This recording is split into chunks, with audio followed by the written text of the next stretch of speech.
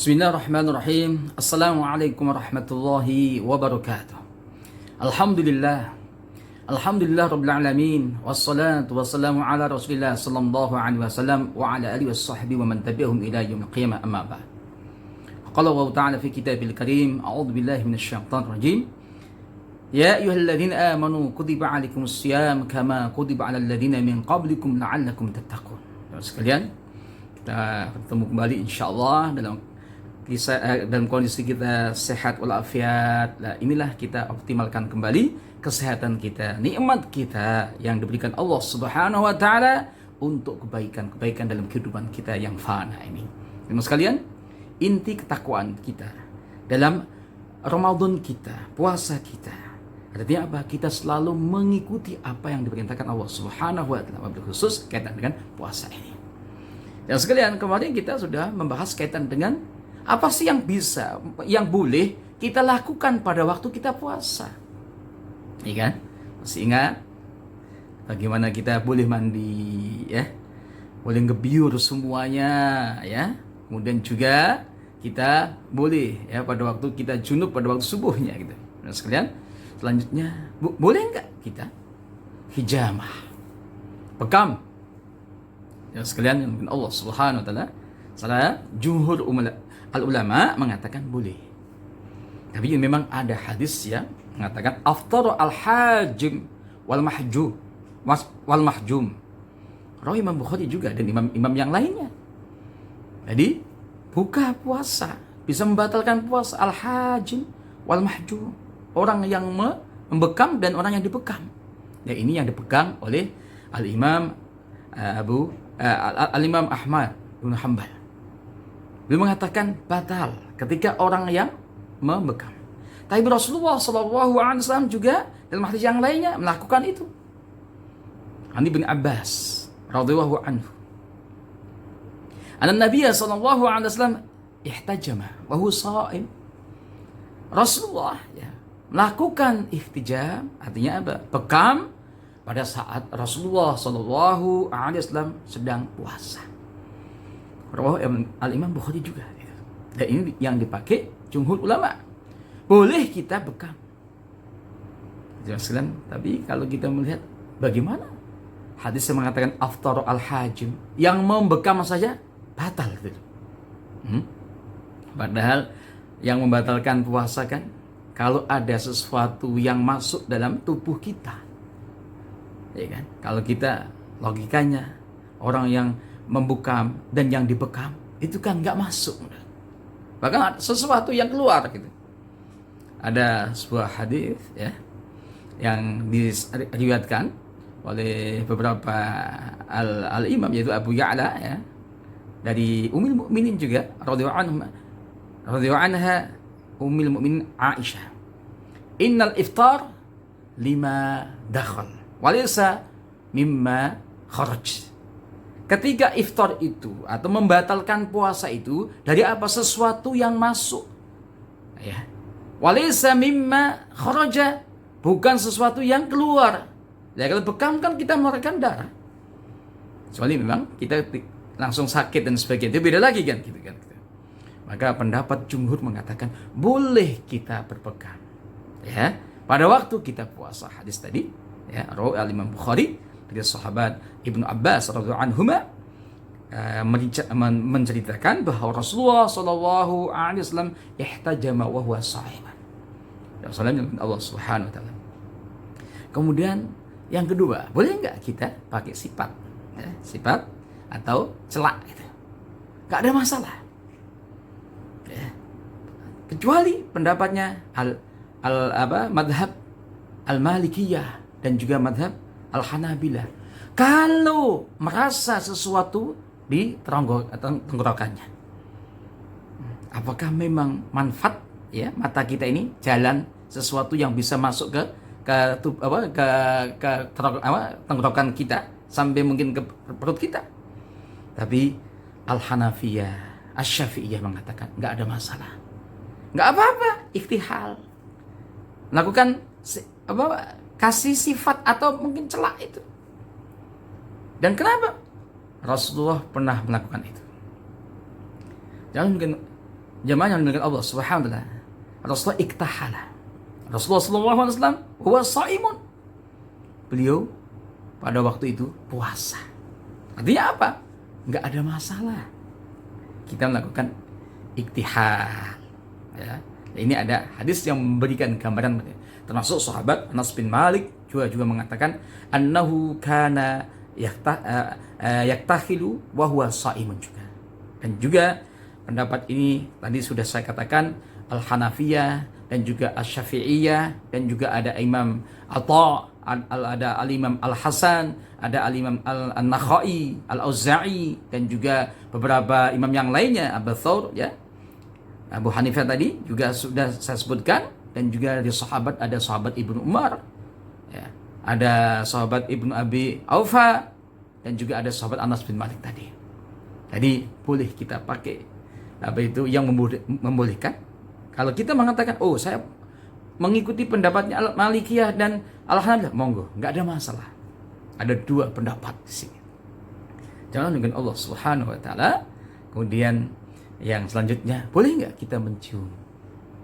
Ya. Kita suami istri.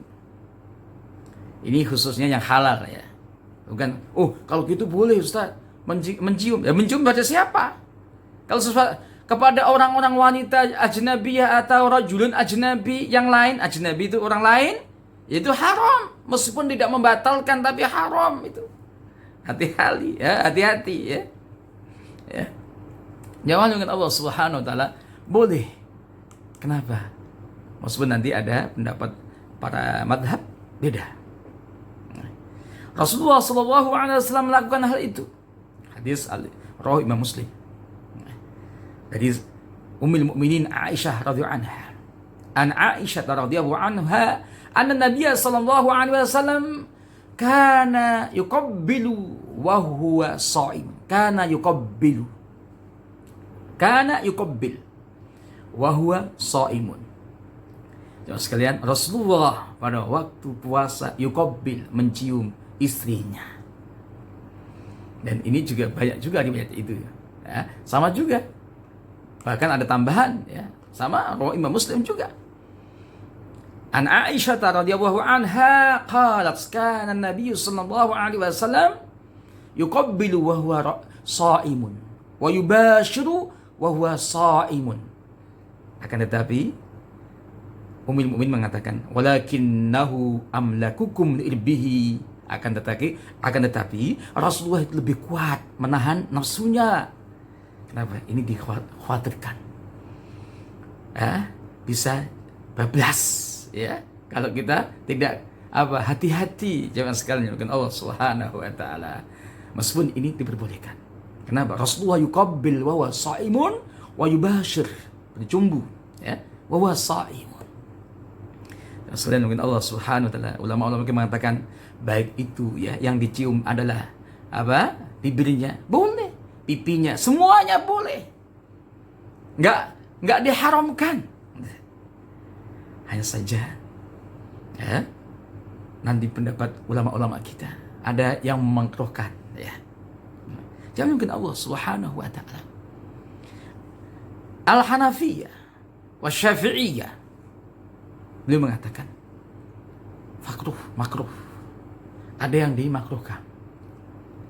Tidak semuanya boleh. Bagi siapa yang enggak kuat menahan syahwatnya, dikatakan enggak boleh. Ya.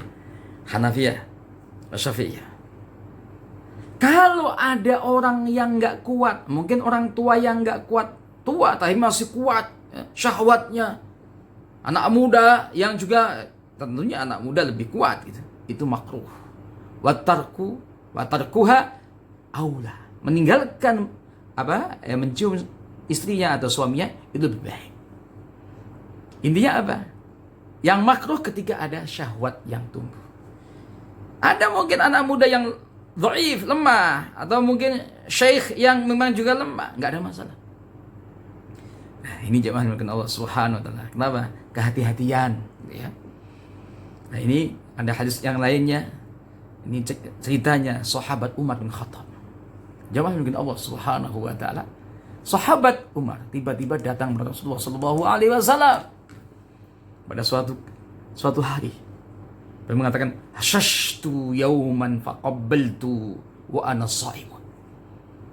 Ini dari sahabat Umar bin Khattab. Rawahu Imam Ahmad hadis ini. Ya sekalian, dia mengatakan, saya nggak bisa menahan nafsu saya, syahwat saya. Langsung saya mencium istri saya. Fa'ataitun Nabiyya sallallahu alaihi wasallam, kemudian saya datang kepada Rasulullah sallallahu alaihi wasallam. Faqultu, sana'tu yawman ya Rasulullah, sana'tu yawman amran azima. Saya melakukan sesuatu yang besar ya Rasulullah. Faqabaltu wa ana sha'im, saya mencium istri saya. Kalau Rasulullah sallallahu alaihi wasallam dengan santainya Rasulullah mengatakan, "Ara'aita ya Umar, ara'aita, bagaimana pendapat kamu? Lau tamat matta bil ma'i wa anta sha'im." Ketika kamu berkumur-kumur dengan air, sedangkan kamu pada waktu itu puasa. Faqala sahabat Umar, la ba'sa bidzalika ya Rasulullah. Oh, kalau gitu enggak ada masalah ya Rasulullah. Enggak membatalkan puasa saya. Faqala Rasulullah sallallahu alaihi wasallam, fa fima? Maka ada masalah apa kalau gitu?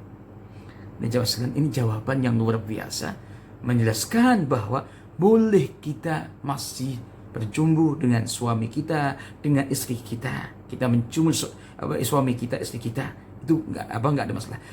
Selama tidak ada yang membatalkan. Nah, ini sangat berbahaya.